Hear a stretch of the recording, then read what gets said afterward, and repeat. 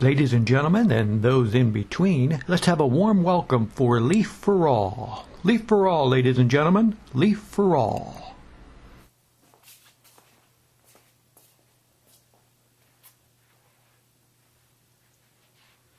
Greetings, greetings. My name is Leaf, and I hope I find you well, and stone, and well, and stone, and well, and stone. Stay well, and stone, and well, and stone, and well, and stone. How many of y'all stoners out there? I see a few hands go up, and then I see a bunch of them go down, though. There, one guy reached over to his babe, put that down, and then he was looking around and shit like they were going to take him away. I understand. This is PA, Prohibition Alley. Yes, sir. I understand. I saw a few shoulders go up, though, like they didn't know they were stoners. I call that stoner-briety. You having trouble with that? Well, let me help you here. You ever jump out of your chair when you're watching the evening news and yell, "Legalize it, you dumb dick"?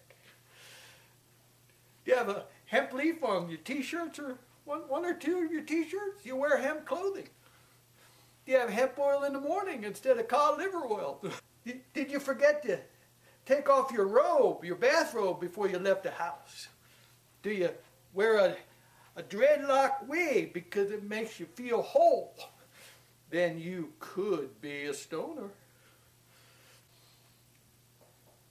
Did you go to the Capitol here in Pennsylvania and see Dalen Leach bring forth his legalization bill? I even videotaped it. Talk about videotaping. Did you for the movie Gone to Pot, did you enter your video? Did you make a video and enter it for the competition? Or did you kickstart the movie and send them a donation? Could be a stoner.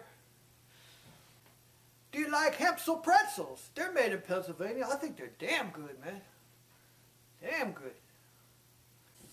Do you say, "Whoa," a lot, like you're on a horse or on an Amish buggy ride?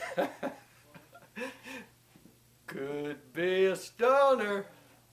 Stoner was sitting in his favorite chair, called Stoner Boy chair. Sound familiar? Just finished a joint of his favorite strain, and out of the smoke comes this fairy, about this big, about the size of my dick. And it said, "Sup, stoner?" Said, "My name is Kenna. I'm here to grant you 3 wishes." She said, "No, I'm not going to grant you 3 wishes since you didn't pass out or run away." Said, "I'm going to grant you 4 wishes." Stoner said, "Okay." Said to himself, "I know I'm tripping here, but I'm going to play along with it. I'll play along." She said, "Well, what's your next wish be?" He said, "Okay, I'm going to lay it on her. I want my apartment here to be full of exotic strains of marijuana." He said, "I want it endless." She said, "Not a problem." She rubbed her wings together. It was like a cicada. And bam! All of a sudden, he looked around. Everywhere he looked were jars of glistening resinous buds. Everywhere. That sounds good, doesn't it? Glistening resinous buds. Makes my mouth water. And there was even a jar on his lap that said "White Rhino" on it. He lifted off that lid, stuck his nose into that sucker. Kenna came over to him. Said, "What's your next wish be?" He took his nose out of there and he said, "Kenna, I think you're for real." She said, "Well, what's your next wish be?" He said, "I'm going to need some papers here." He said, "How about a shitload of papers, bombs, hookahs, chillums, even the new vaporizers. I want some of those too." She said, "Not a problem. rubbed her wings together again. Bam! All around the jars were papers, bombs, hookahs, chillums, anything you'd want. Vaporizers, the new vaporizer. It's called volcano vaporizer, that's it. Even that was there. He said, what did he say? Whoa! She said, well, what's your next wish be? He thought to himself, no, I'm not gonna think of myself now. He said, I'm gonna think of the stoners around the world. He said, Canna, I want marijuana and hemp to be legal all over the world. She said, well, that's wonderful, dear. Wait, I'm not done yet. He said, I want all the drug czars to be brought up to court for crimes against humanity. He said, I want all the pot prisoners, nonviolent pot prisoners, out of prison, home to their beloved families like they belong. And he said, I think that's it for now. She said, well, bless you, dear Stoner. She said, it's about time. He said, you bet your ass it is. So she started to rub her wings together. And this time it might have been a little hard for her because she flew around, disappeared, came back and looked him right in the face and said, it is done, dear Stoner. He said, what? He said, after all these hundreds of years, it's done.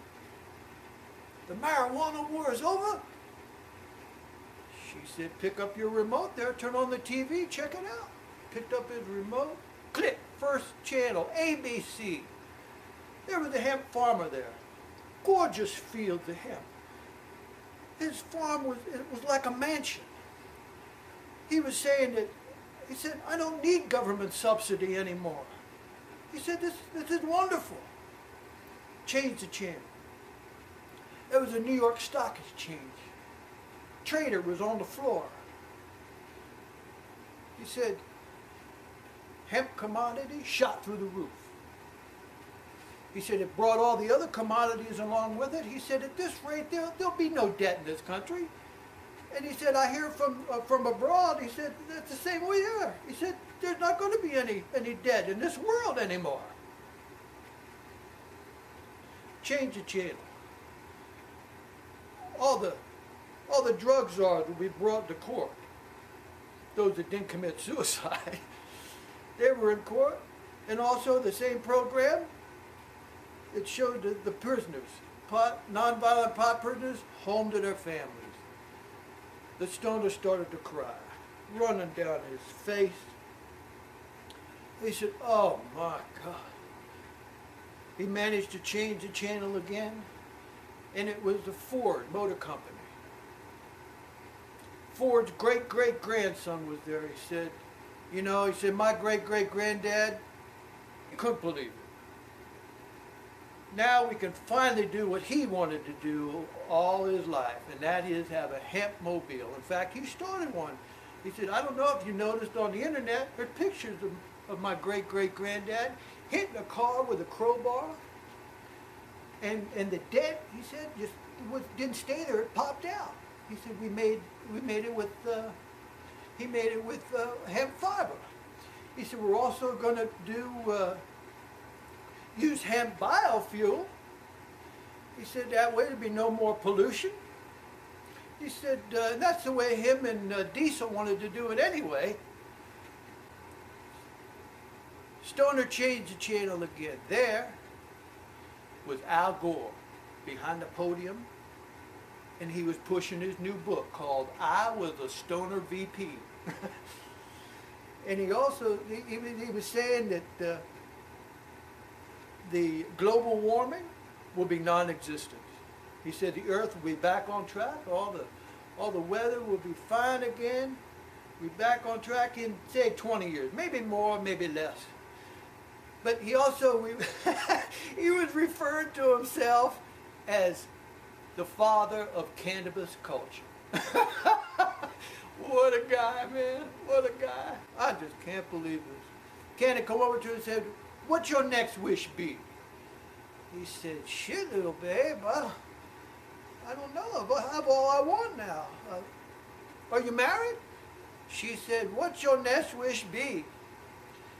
He said, man, I all the strains in the world, endless strains, all I could ever want. I said, he said, I got papers and bongs and hookahs and chillums and huge bombs, portable bombs, vaporizers. He said, heaven, marijuana are legal all over the world. I can hear them dancing in the streets out there. Shit, babe, I don't know. How about a hemp beer? Love you, man. Ladies and gentlemen, and those in between, I love you. Even though you're not a stoner, I love you. I want you to check out my joke book on my YouTube channel. It should be right over here. You can click on that. I'm going to keep it free so you can review it and give me a couple stars there. Oh, I just thought of another one. Us stoners hit more trees than a blind Tarzan. Love you, man, and be sure to always stay well and stoned and well.